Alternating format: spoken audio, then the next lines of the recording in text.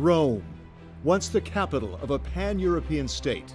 The Capitolini rests on what was the hilltop stronghold of the empire.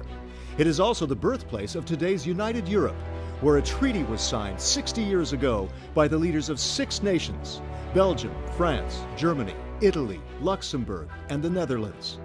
They agreed to come together peacefully after the continent's most devastating conflict.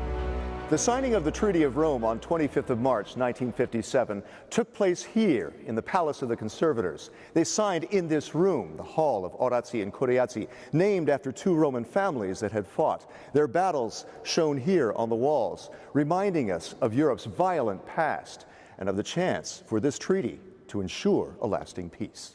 It was a major step towards European integration that remains a work in progress today.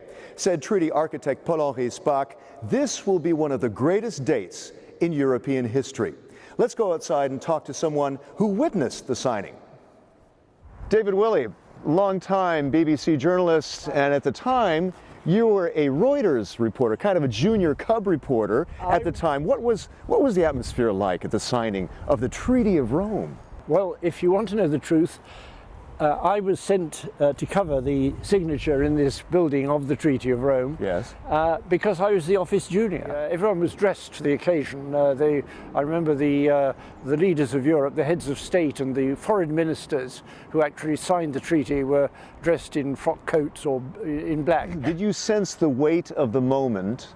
Did the people in the room sense the weight of the moment? I think the Italians and the French and the Germans certainly sensed the weight of the moment. And then the presence here of Paul-Henri Spaak from Belgium. He was one of the motive forces behind the European ideal at that moment. His presence here was important. And then I think there's another interesting thing. The day after the signing, everybody trooped off to the Vatican to see the Pope. And the significance of the treaty after the war, the signing of the treaty, was not lost on him. Did you have any inkling that what happened here would become what it is today? Well, there was an inkling, certainly. There was a feeling that this was a momentous event. The roots of the European Union lay in the desire of Europe's post-war leaders to ensure that never again would European nations go to war with each other. It began with the Schuman Declaration in May 1950, which led to the European Coal and Steel Community in 1951.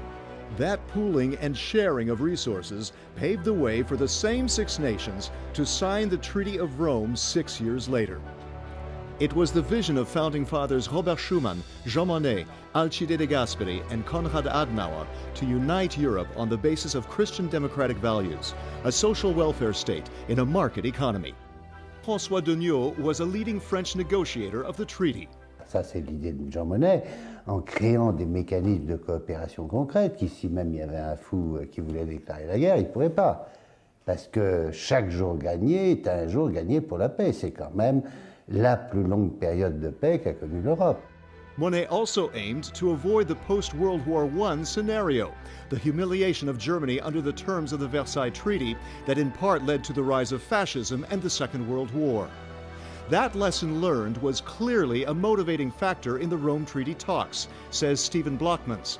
He heads the EU Foreign Policy Unit at the Center for European Policy Studies in Brussels. They had to avoid the mistakes from Versailles and therefore include Germany in any future common market agreement that would be struck with the other founding members of the European communities. In June 1955, the concept of a pan-European entity began to take shape. The 6 countries agreed in Messina, Italy, to set up a European Economic Community and an Atomic Energy Community.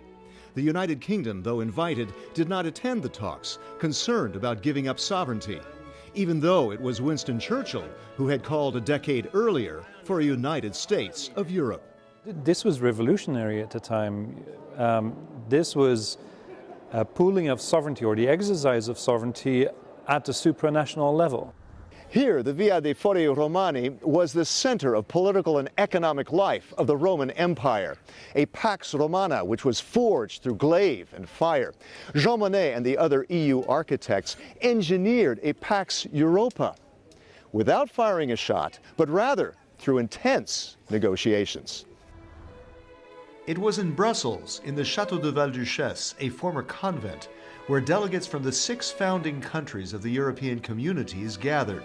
Their aim, to lay the groundwork for common market and atomic energy union proposals. David Willey was covering the conference at Val-Duchesse. Here is his account of what happened there. It was very complicated, and it was very time-consuming. And my own feeling now is that the Brexit negotiators would do well to think of what happened then and to realize that the time scale of negotiating. It was a complex process of compromise with some yet to be defined future steps. Instead of pure federalist goals of a supranational political union, the 6 opted for a more gradual, functionalist or economic union route. Jean Monnet m'a toujours dit qu'il n'avait jamais employé le mot supranationalité. Jamais. Mais il faut sans arrêt faire des pas en avant. Et quand on a fait beaucoup de pas en avant, c'est plus difficile d'aller en arrière. As a result, what has since become known as the community spirit was already at work here in the Brussels negotiations. It culminated in the agreement formerly known as the Treaty Establishing the European Community, or TEC. Since the Treaty of Rome, the European integration process has come a long way. The accomplishments are many, says EPP Group Chairman Manfred. Well, having the time period 60 years ago in mind, after the Second World War, where we had only one emotion all over Europe, and that was hate between nations. That was the emotional atmosphere in on this continent. And having now a continent of peace, I am 44 years old. I'm the first generation of this continent who can say that I live in peace and in freedom all over Europe. On this base, we developed a lot of very practical things for the daily life of the people. For example, the idea of free movement inside of the European Union. And another example I can share is about the economic dimension. Having, for example, the Eastern, Middle and Eastern European member states in mind, the last 20 years was a big success story. Compare today Slovakia with Ukraine, for example. Then you see how strong the economic development was. Not everything is solved till now, but we achieved a lot. We did a lot of very concrete things in regard to the interests of the people. For example, to create a competition among companies, for example, on traveling all around Europe, to have cheap flights all over Europe is an achievement of Europe. To reduce the roamings, that we are paying so much money when we are having a telephone call from another country to home. And the European Union is like a huge magnet. Just think, it started off with 6 member states and is now 28. And while the UK is planning to leave, many other countries in the Balkans and beyond are eager to join. Today, the European Union is stronger and better prepared for the challenges in the years ahead. Thanks to that historic day 6 decades ago, when a treaty was signed here in Rome.